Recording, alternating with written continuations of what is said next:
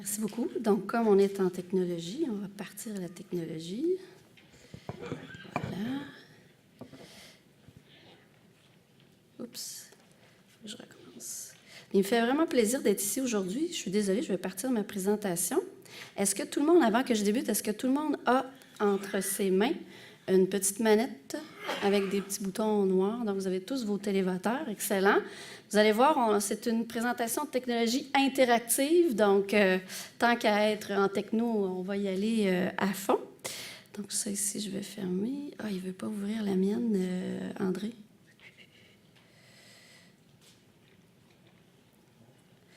Je vais vérifier si ça marche.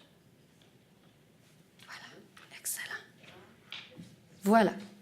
Donc, je vais me représenter rapidement, en fait, pour vous expliquer un petit peu qu'est-ce qui fait que je m'intéresse aujourd'hui aux technologies et un peu de quoi on va parler ensemble cet après-midi. Donc, comme le disait Dr. Lucie, je suis ergothérapeute et les ergothérapeutes, vous savez, on s'intéresse beaucoup à la vie de tous les jours, comment on peut faire différemment, par exemple, pour continuer à faire des activités malgré certaines difficultés qui peuvent apparaître, que ce soit liées au vieillissement ou à d'autres contextes. Et j'ai commencé à m'intéresser à la technologie quand, en fait, j'ai croisé un informaticien sur mon chemin qui me dit que tout était possible. Et tout était possible, ça pouvait aussi inclure de mettre en place des technologies chez soi qui amélioreraient notre qualité de vie ou notre façon de faire nos activités dans la vie de tous les jours. Et donc, pour moi, comme ergothérapeute, c'est quelque chose qui m'apparaissait vraiment exceptionnel. Et donc, je me suis mis à m'intéresser à ça dans les 8, peut-être 10 dernières années. Ce que je vous présente aujourd'hui, par exemple, c'est, vous allez voir des technologies, on va parler de technologies simples, des technologies plus complexes, mais on va aussi prendre le temps avant de parler c'est quoi des technologies, donc de donner un petit peu quelques définitions aussi pour ensuite me permettre de vous présenter, entre autres, qu'est-ce qui s'en vient dans le futur. Donc, un peu comme je le disais, les nouvelles technologies, évidemment, présentent un grand potentiel pour favoriser le vieillir chez soi. On en entend beaucoup parler, c'est très présent dans les médias, de plus en plus présent dans les médias. Il y a même des sites Internet complets qui sont dédiés aux technologies pour le bien vieillir chez soi. Une des raisons, c'est qu'il y a une explosion des nouvelles technologies dans les dernières années et je crois que c'est que le début. Donc, vous savez que des grosses compagnies comme Apple et Google ont d'énormes moyens et ils s'intéressent de plus en plus d'ailleurs à cette technologie pour améliorer la qualité de vie et même le vieillir chez soi. Donc, ce n'est qu'un début. Moi, ce que j'aimerais qu'on regarde ensemble aujourd'hui, c'est qu'on ait peut-être un point de vue un peu critique. On va regarder quelles sont ces technologies qui sont actuellement accessibles pour tous et est-ce qu'elles sont vraiment efficaces pour permettre de se bien vieillir chez soi? Maintenant, j'aimerais ça vous connaître, j'aimerais ça savoir un peu qui vous êtes et surtout aussi, quelle utilisation vous faites des technologies actuellement? Juste avant, on va faire un petit essai, justement avec votre télévoteur, s'il y en a ici qui n'ont jamais eu l'occasion d'utiliser ces petits gadgets. Donc, vous devez tout simplement appuyer sur la lettre qui correspond à la réponse que vous avez envie de répondre. Donc, par exemple, ici, à cette question, j'aimerais vous connaître.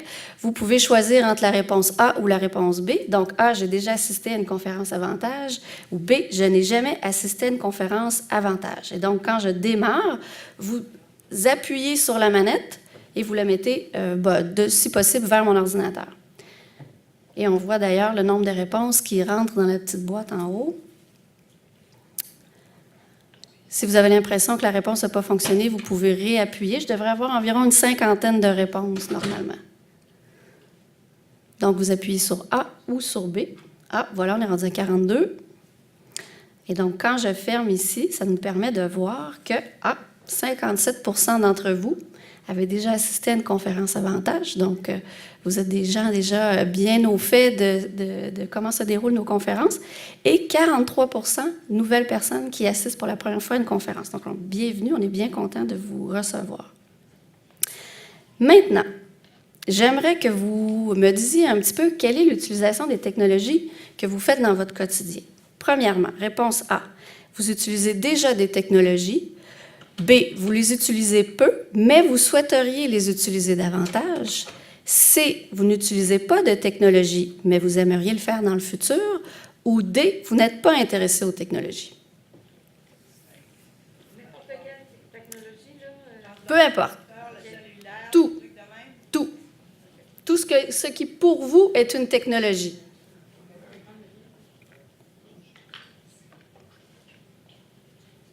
Est-ce que tout le monde a répondu? Il manque encore quelques réponses. Oui, tantôt on s'est rendu à 42, 44, 45. Excellent. Donc, 52 % d'entre vous utilisent des technologies dans votre quotidien. 33 % les utilisent peu, mais souhaiteraient les utiliser davantage. On a 13 % qui ne les utilisent pas encore, mais souhaiteraient le faire dans le futur. Donc, je pense que vous êtes à la bonne conférence pour ici. Et un 2 % qui n'est pas intéressé à la technologie. Et ça, pour moi, c'est un défi. Mon défi, ça va être de vous intéresser à la technologie avant que vous partiez. Ah, ben des fois, ça peut dire, ça ne m'intéresse pas, mais je vais aller voir quand même. Peut-être que je vais en tirer quelque chose pour moi ou mes proches. Autre question. Est-ce que vous utilisez fréquemment un ordinateur dans votre quotidien? Ordinateur.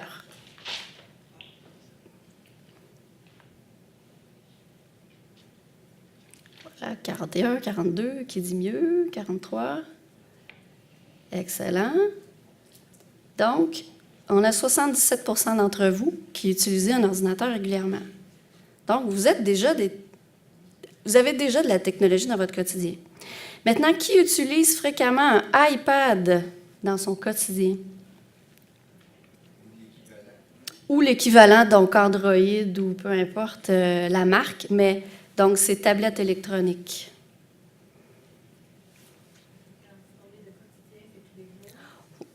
Dans votre quotidien, ça peut être une fois par semaine, ça peut être une fois par mois, ou tous les jours. Alors, intéressant. Une personne sur deux dans la salle qui utilise déjà un iPad dans son quotidien. Et la dernière question, pour mieux vous connaître, qui sont ceux qui utilisent un téléphone intelligent? Donc, comme celui-ci. Donc, à ceux avec un écran plat, les tout derniers là, qui sont sortis depuis les 5-6 dernières années, je dirais. Encore quelques réponses qui peuvent rentrer. Excellent. Donc, on a 34 %, une personne sur 3 ici qui utilise déjà les téléphones intelligents et 66 % qui ne le font pas. Mais pour moi, tout ça, c'est bien intéressant parce que ce que je vois déjà, c'est que la technologie, elle est déjà dans votre quotidien pour plusieurs d'entre vous. Et parfois, ça peut être plus utilisé ou utilisé différemment quand on sait aussi comment tirer profit de ces appareils-là au maximum. Donc, on va en parler un petit peu aujourd'hui. Maintenant, avant qu'on aille plus loin, qu'est-ce que c'est que les nouvelles technologies? Je trouve ça important de donner une définition, sachant que c'est une définition qui est difficile à donner parce que, par principe, ce qui est nouveau s'appuie sur de l'ancien, hein? Donc, on compare quelque chose de nouveau avec quelque chose d'ancien pour considérer nouveau. Et la technologie, ça évolue tellement rapidement qu'on pourrait presque proposer une définition différente à peu près à tous les 6 mois. Mais disons que, grosso modo, les nouvelles technologies sont celles qui s'appuient sur la capacité d'un appareil à collecter de l'information, à traiter cette information-là, à la stocker ou même à l'analyser et ensuite à la transmettre à un autre appareil. Donc, toutes ces nouvelles technologies que l'on dit de plus en plus connectées. Maintenant, qu'est-ce que c'est que des objets connectés? Et est-ce qu'on en utilise? Est-ce que vous en utilisez déjà dans votre quotidien? Puis pour répondre à cette question-là, je vais vous présenter 2 petites vidéos que je trouve très intéressantes, qui nous permettent à la fois de mieux comprendre le principe des objets connectés et de voir aussi qu'ils sont déjà très présents dans notre environnement.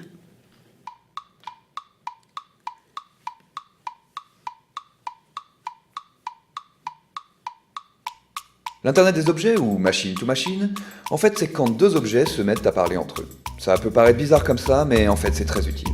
Prenez Paul par exemple. Paul a d'énormes difficultés à se lever le matin.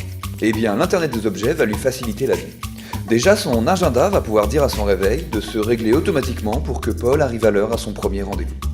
Et c'est aussi son réveil qui va déclencher l'ouverture de ses volets, allumer sa télé, et dire à sa machine à café de se mettre en marche pour que tout soit prêt lorsqu'il sortira de sa douche. Une fois en route, c'est la voiture de Paul qui va commander au réverbère de s'allumer sur son passage, permettant à la ville des économies d'énergie. Si pendant la journée, Paul passe devant un supermarché, son frigidaire va envoyer un SMS à son smartphone pour le prévenir que son stock de concombres est épuisé. En rentrant, sa voiture va demander à sa chaîne IFI de passer son morceau préféré lorsqu'il franchira la porte de chez lui. Et le soir, c'est son four qui lui enverra un texto quand son gratin de concombre sera cuit. Avec l'Internet des objets, Paul peut donc s'endormir tranquille, pourvu qu'il ne se soit pas trompé en notant l'heure de son premier rendez-vous.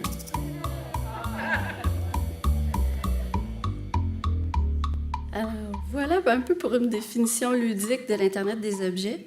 Je vais vous en présenter un autre un peu plus court, qui est un peu plus long, c'est-à-dire qui, lui, nous explique d'ailleurs comment c'est déjà intégré à l'intérieur de notre vie tous les jours. Internet des objets, machine to machine, objets connectés, les termes ne manquent pas pour désigner ce qui s'annonce comme une nouvelle révolution dans le monde digital, à savoir le déferlement d'objets intelligents capables de communiquer et générer des données numériques. Il y avait 4 milliards d'objets connectés en 2010, 15 milliards en 2013, et il devrait y en avoir 50 milliards en 2020. Un marché d'ailleurs estimé à 714 milliards d'euros à cet horizon. Alors bien sûr, il y a les objets connectés de tous les jours, ordinateurs, smartphones, tablettes. Il y en avait 7,3 milliards dans le monde en 2013. D'autres objets familiers se connectent déjà, les montres, les lunettes, les réfrigérateurs. Mais ce que nous connaissons aujourd'hui n'est rien en comparaison de ce qui arrive. On estime que 30 des 50 milliards d'objets connectés en 2020 n'existent pas encore. Il reste à être inventé. Une véritable révolution. Pour l'entreprise, les objets connectés sont d'ores et déjà partout. Dans le secteur automobile, ils aident à suivre l'état d'un véhicule à distance, à optimiser la gestion d'une flotte de transporteurs ou à prendre en compte l'infotrafic en temps réel pour le choix d'un itinéraire. Dans l'industrie, les objets connectés permettent une gestion plus efficace des stocks et des circuits logistiques, avec une remontée en temps réel de la position des marchandises, ou encore l'analyse en temps réel de l'usure des pièces, permettant de déclencher une action de maintenance avant qu'une pièce casse. Dans les commerces, la télésurveillance, la domotique, les nouveaux modes de paiement sans fil investissent déjà nos boutiques.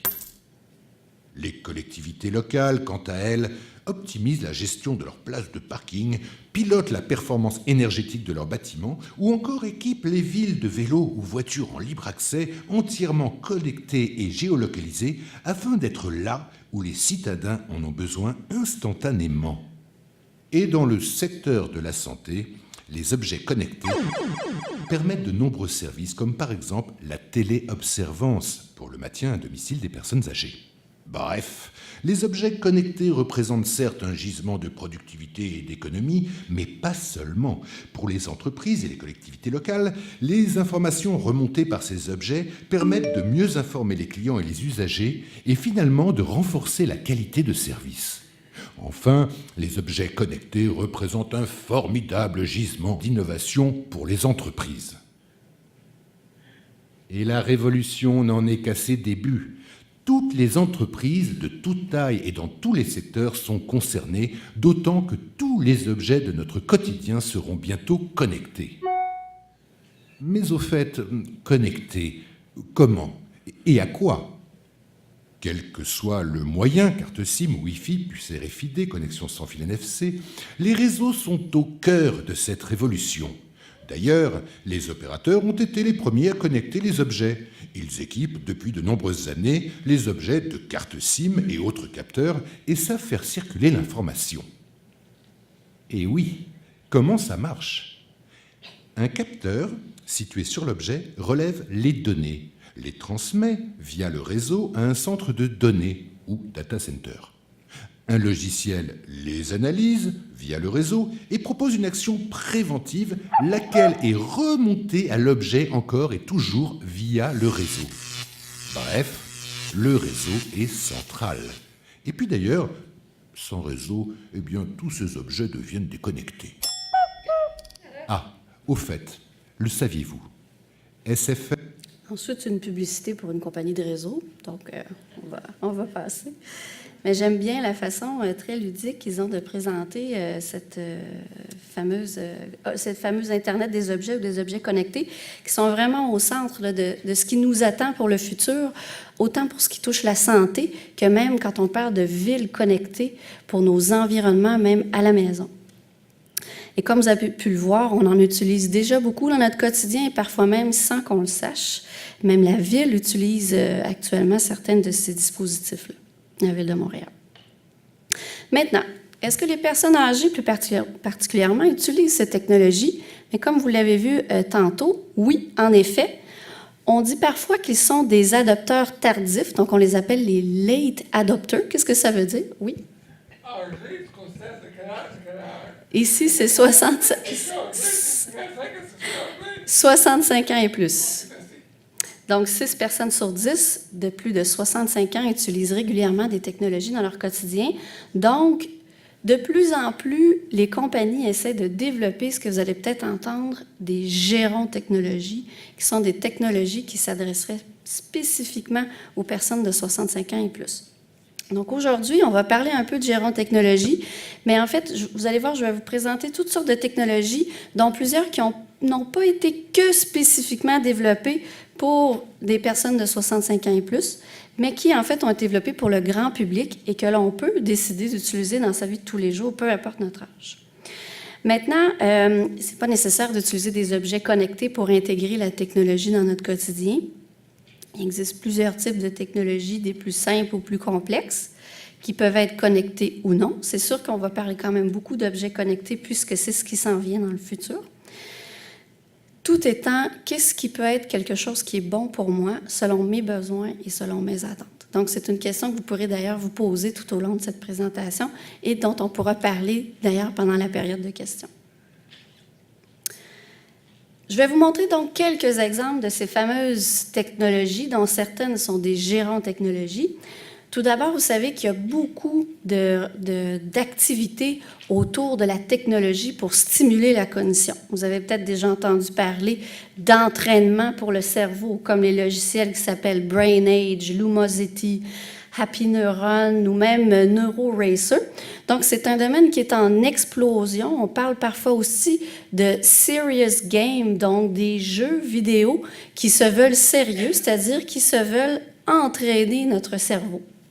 Et avant que j'aille un petit peu plus loin, je pourrais vous dire tout de suite que jusqu'à maintenant, on n'a pas d'indication que ce type d'entraînement-là permet vraiment au cerveau d'être plus en santé.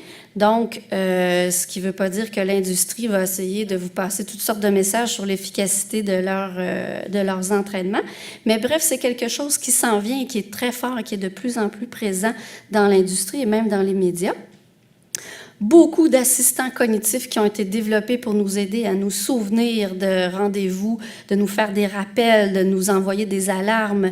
On a des organisateurs aussi qui ont été développés, sachant que dernièrement, bien, on sait que tout ça, on peut le combiner sur des téléphones intelligents, alors qu'avant, c'était tout plein de petits dispositifs, on pourrait dire, éparpillés, et on devait alors se reposer sur plusieurs technologies pour pouvoir faire l'ensemble de ces activités-là. Donc maintenant, sur un téléphone comme celui-ci, vous pouvez dicter, vous pouvez avoir un organisateur, vous pouvez vous mettre des alarmes, des rappels automatiques, et même faire des jeux vidéo. Donc, c'est des petits objets qui s'en viennent de plus en plus puissants. Maintenant, on utilise beaucoup la technologie aussi pour faciliter la communication. Internet, bien entendu, avec toutes sortes d'applications que vous connaissez peut-être déjà, comme Skype. Est-ce qu'il y en a ici qui utilisent Skype déjà? Donc, qui est une application que vous voyez ici en bas qui nous permet de faire un peu une sorte de vidéoconférence, donc de parler avec une personne qui elle-même a un ordinateur ou une tablette, et ça nous permet de nous voir en temps réel. Donc, c'est des appels téléphoniques qui sont très dynamiques. Il existe toutes sortes de téléphones adaptés comme le Doro que vous voyez ici. On peut même mettre des boutons avec le visage de la personne qu'on veut appeler. Qui permet d'appeler automatiquement et qui est connecté, on parle d'objets connectés, à un bracelet qui va vous avertir si vous recevez un appel téléphonique. Il existe aussi des dispositifs qui nous permettent de faire un appel, mais dicté par la voix. Encore ici, on peut le faire avec nos appareils intelligents, mais il existe des téléphones qui ont été développés spécifiquement pour ça, entre autres pour des personnes qui auraient des problèmes de mobilité. Donc, toujours quelques exemples, parce que vous l'avez vu, il y a des milliards de ces objets-là qui existent, donc je ne vais pas tous vous les présenter, évidemment, cet après-midi. Un des domaines qui prend de plus en plus de l'expansion, c'est celui qui vise à faire un suivi de l'état de santé. Donc, en anglais, on appelle ça le health monitoring. Et l'objectif, c'est de faire un suivi des paramètres biologiques pour voir quel est notre état de santé ou même pour communiquer avec notre médecin traitant. Quelques exemples, si j'ai du temps tantôt, je pourrais vous montrer les liens, mais il existe entre autres des applications qui permettent de faire un suivi de votre taux de glucose, donc qui sont connectés au dispositif, par exemple, qui lui-même calcule le taux de glucose, envoie ça sur votre téléphone, permet d'avoir des graphiques, des tendances. Vous pouvez carrément arriver chez votre médecin avec ces graphiques et ces tendances pour enclencher une discussion sur l'efficacité de votre médication. Même chose pour la pression artérielle. Il existe aussi, vous le savez sûrement, des podomètres. Donc, par exemple, mon téléphone, lorsque je l'ai dans ma poche, calcule automatiquement le nombre de pas que je fais et m'envoie un petit message si je ne sais pas le 10 000 pas par jour qui, normalement, permet de rester en santé. Et comme je suis un chercheur et je travaille devant mon ordinateur, vous pouvez donc vous imaginer que je reçois souvent ce type d'alerte, comme quoi je devrais prendre davantage les escaliers.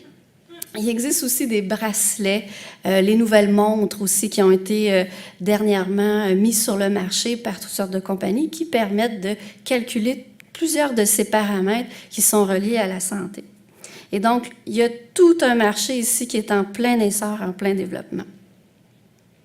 Évidemment, ces objets-là sont généralement tous connectés, donc ça fait partie de leurs objectifs.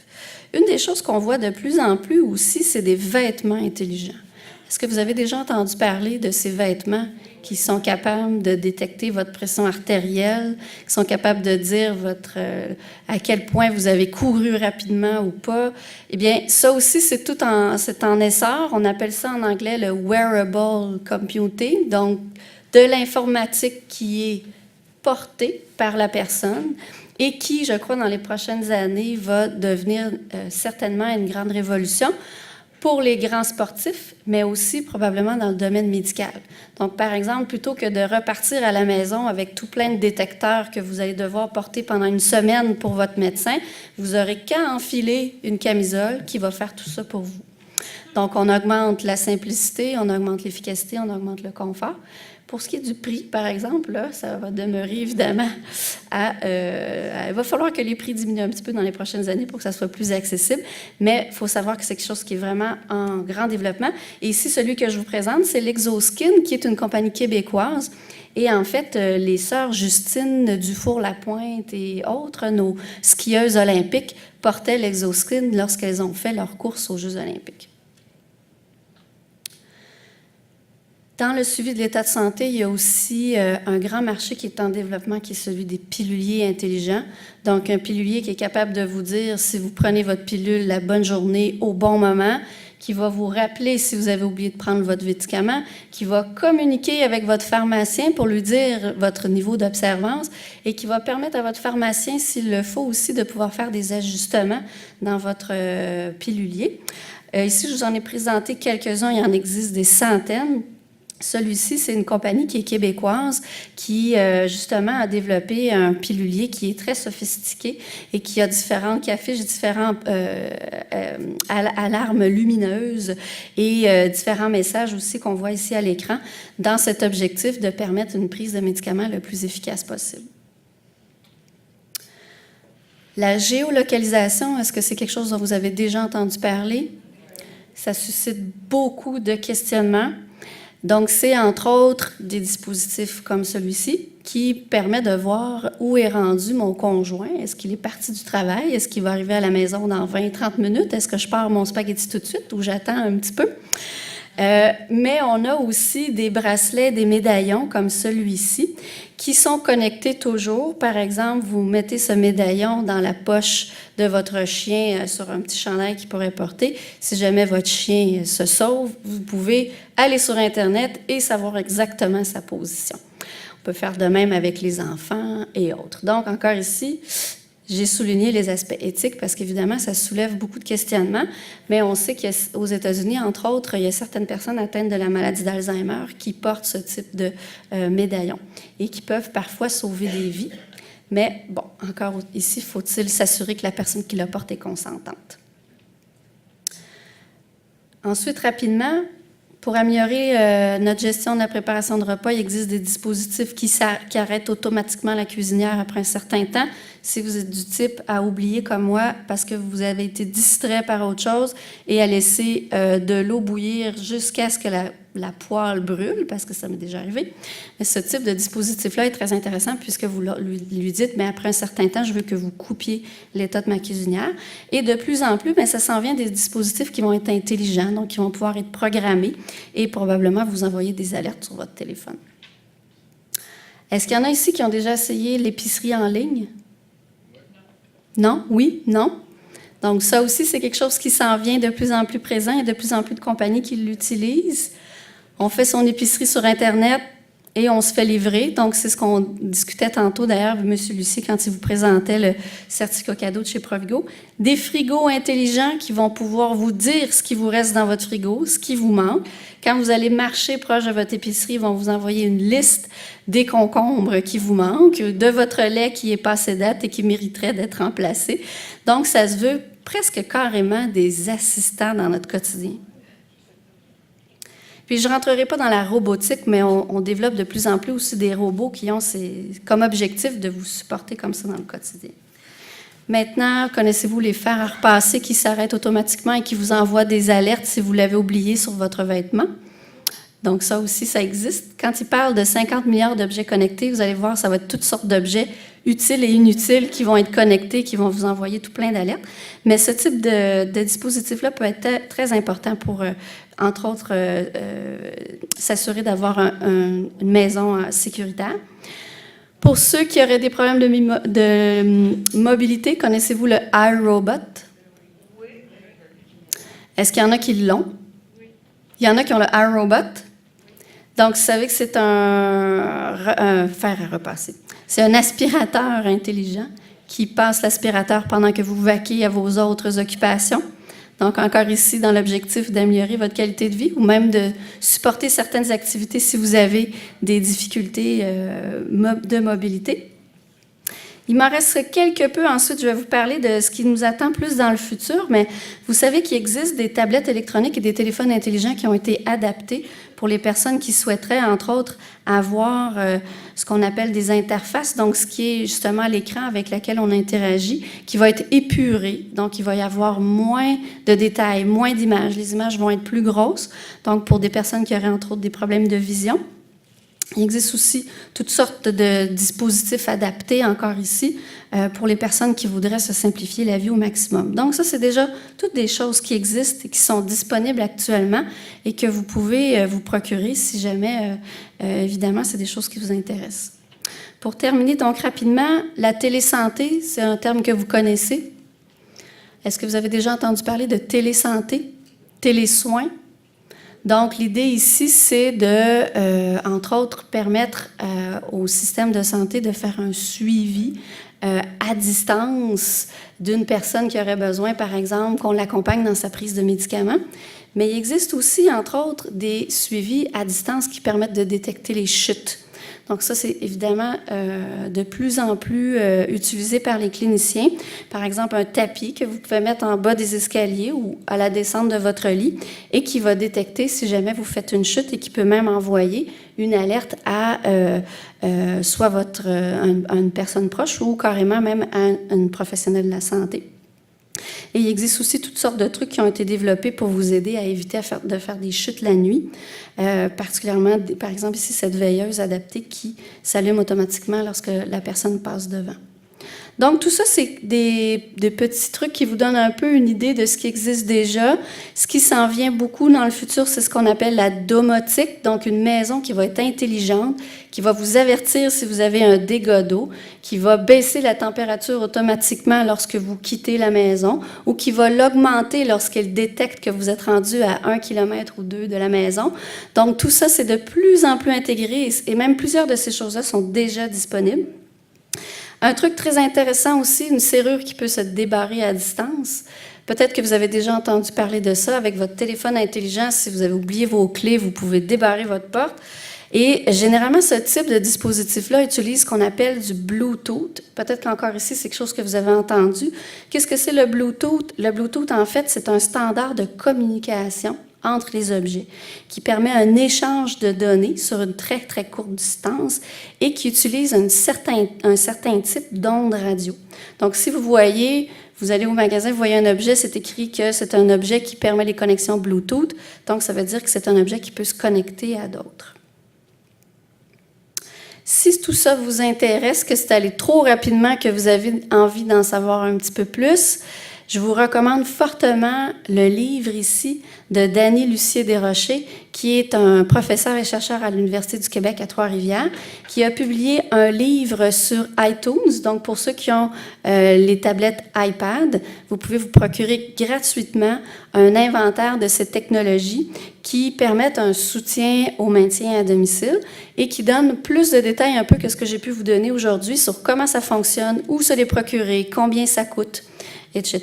Donc, pour ceux qui s'intéresseraient à utiliser davantage de technologies, je vous le recommande fortement. Il est de toute beauté, puis il y a même des petites vidéos à l'intérieur qui ont été intégrées, entre autres pour vous illustrer certaines technologies. Alors maintenant, je vais vous demander de reprendre vos dispositifs. Maintenant que vous avez vu certains de ces objets connectés ou technologies, on se demandait qu'est-ce que c'est la technologie. Donc, basé sur ce que vous avez vu, je vais vous reposer la question et j'aimerais savoir parmi vous, donc, qui sont ceux qui utilisent déjà les technologies dans le quotidien, ceux qui souhaiteraient davantage les utiliser basé sur ce que vous avez entendu et ceux qui demeurent toujours non intéressés par la technologie.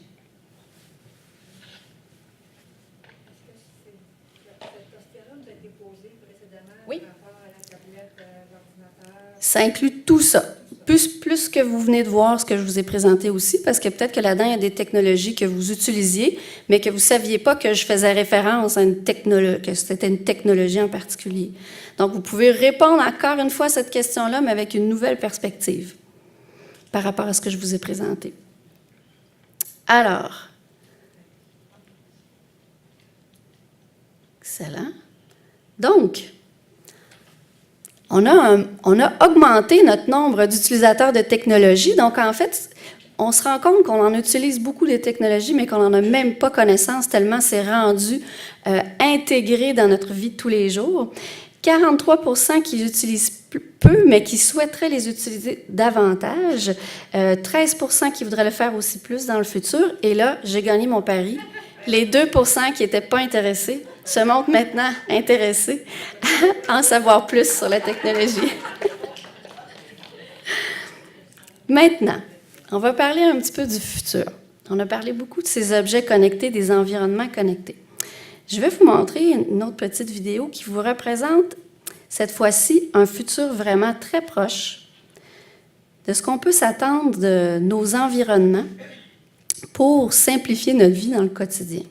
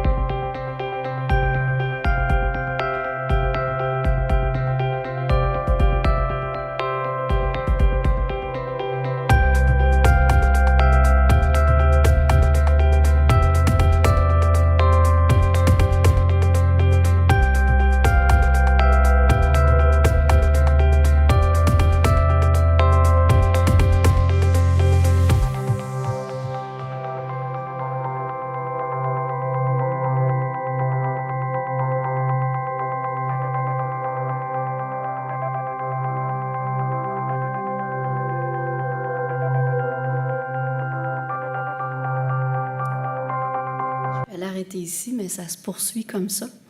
Donc, comme vous pouvez voir, un environnement qui nous prévient, qui prévoit pour nous et qui nous accompagne dans l'ensemble de nos activités de la vie de tous les jours. Et on dit un futur proche parce qu'en fait, tout ça est déjà possible. Il s'agit juste de pouvoir, évidemment, y mettre le prix.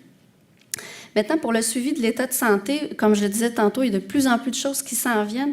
Et en fait, on peut même s'attendre un jour à ce que notre miroir soit capable de détecter la présence de caries dans nos dents et que vos vêtements envoient automatiquement des alertes à votre médecin s'il considère que votre tension artérielle est mal contrôlée. Et donc ça, c'est quelque chose auquel il faut s'attendre. Autre chose que je voudrais vous présenter aussi, il me reste seulement quelques diapos, puis ensuite je vais pouvoir prendre vos questions. Mais c'est qu'il existe de plus en plus aussi de résidences pour personnes âgées que l'on va justement vouloir rendre intelligentes et qui vont avoir pour objectif, toujours ici, d'améliorer ou de maintenir la qualité de vie. Et ici, ce que vous voyez, c'est l'exemple d'un appartement dans le projet Aging in Place, qui est une résidence pour personnes âgées des États-Unis, qui a été construite et qui était entièrement connectée. Donc, il y a des détecteurs partout dans les appartements. Ce que vous voyez ici, par exemple, c'est des détecteurs de mouvement. Ça, c'est ceux que vous avez dans votre maison si vous avez un système d'alarme. Donc, c'est des détecteurs qui font simplement détecter la présence ou pas de mouvement dans votre maison. Des détecteurs sur le lit, on peut mettre des détecteurs sur la porte aussi. Et en fait, basé sur des calculs assez complexes, ce que vous pouvez voir ici, c'est ce qui est envoyé aux intervenants ou aux proches aidants. C'est carrément un compte-rendu de ce qui s'est passé pendant la journée. Par exemple, ici, combien de temps la personne a passé au lit, on le voit en vert. Combien de temps la personne a passé dans son appartement, le living room ici en bleu. Combien de temps la personne a passé dans sa salle de bain, etc. Et en quoi ça peut être utile? Bien, en fait, ils ont démontré qu'avec ce type d'appartement-là, ils étaient en mesure de détecter des infections urinaires, par exemple, tout simplement en détectant une présence beaucoup plus accrue et fréquente dans la salle de bain qu'à la normale, et d'autres types de problèmes de santé aussi, entre autres liés au sommeil. Évidemment, il faut qu'on soit prête à se faire observer 24 heures sur 24. On va en reparler tantôt au niveau des aspects éthiques. Mais ça, c'est quelque chose aussi qui est très présent et qui est de plus en plus étudié dans le domaine de la recherche en santé. Maintenant, basé sur ce que vous venez de voir, le futur des objets connectés, comme vous l'avez vu dans la vidéo, c'est possibilité d'avoir des environnements intelligents qui vont détecter vos paramètres de santé. J'aimerais savoir, est-ce que vous trouvez ça excitant? Est-ce que vous trouvez ça intriguant? Est-ce que ça vous inquiète? Et, dans le fond, ça ne vous intéresse pas. Vous préfériez un futur sans technologie. Donc, vous pouvez utiliser votre télévoteur. Oh, il est fermé. Hey, vous êtes une chance que vous êtes plus réveillé que moi.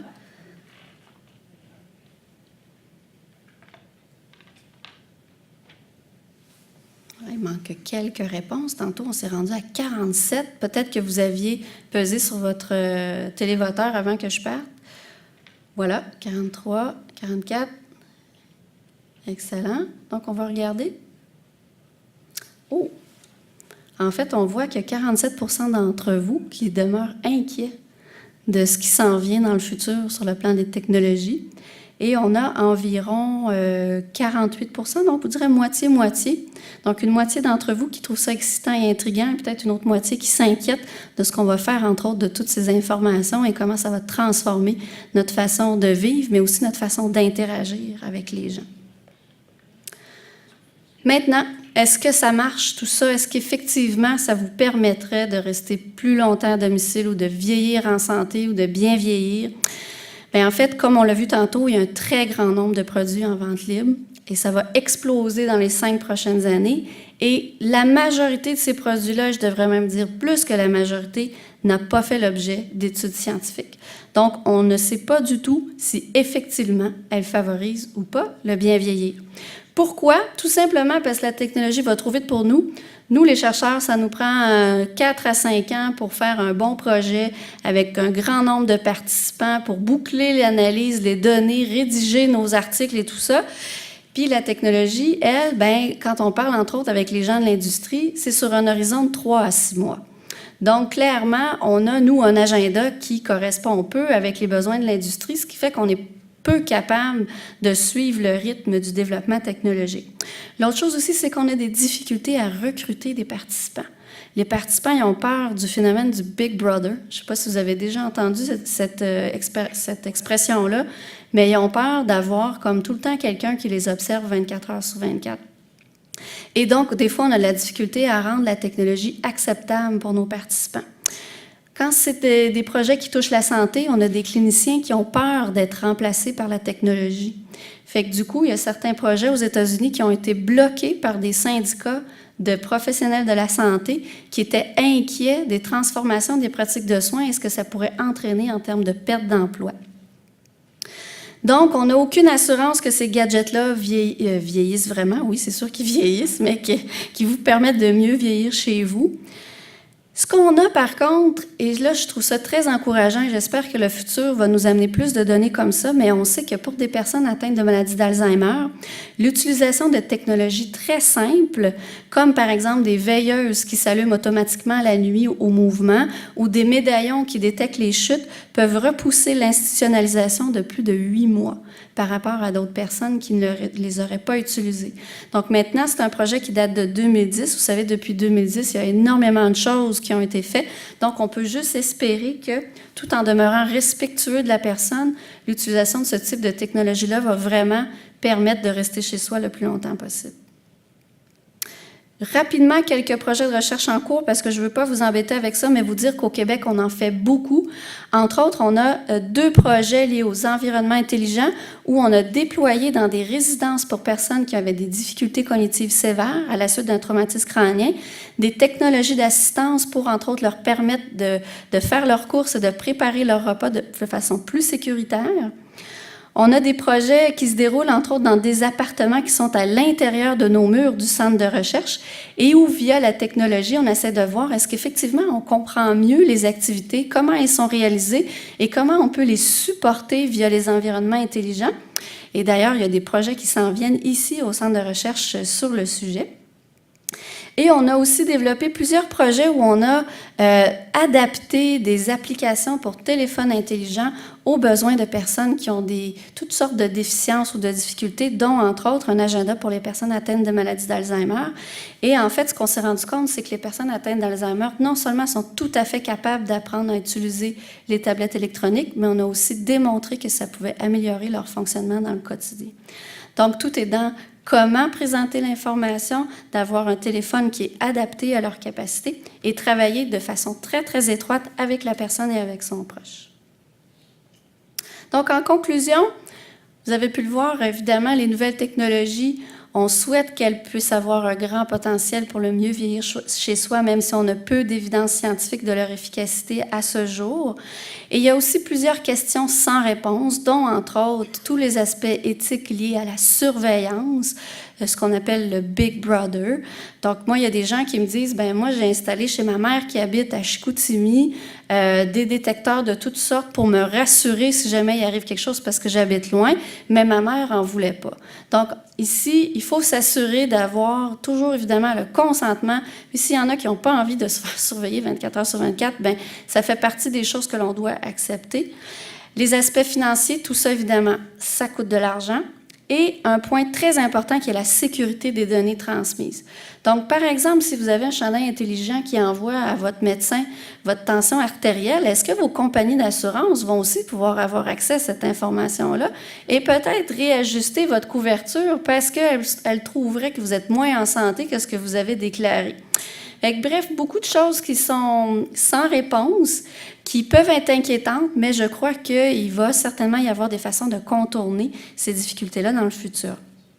D'ici là, vous avez vu, il y a tout plein de produits qui sont en vente libre, qui peuvent être intégrés dans la vie quotidienne pour simplifier la vie. Maintenant, c'est à vous de voir, est-ce que ça vous tente? Est-ce que ça vous intéresse? Est-ce que vous avez envie de plonger? Et bien sûr, de rester connecté vous-même sur le futur pour voir qu'est-ce qui s'en vient, parce que je crois qu'il y a quand même des belles choses sur le plan, entre autres, de la santé qui va s'offrir à nous dans les prochaines années. Merci pour votre attention.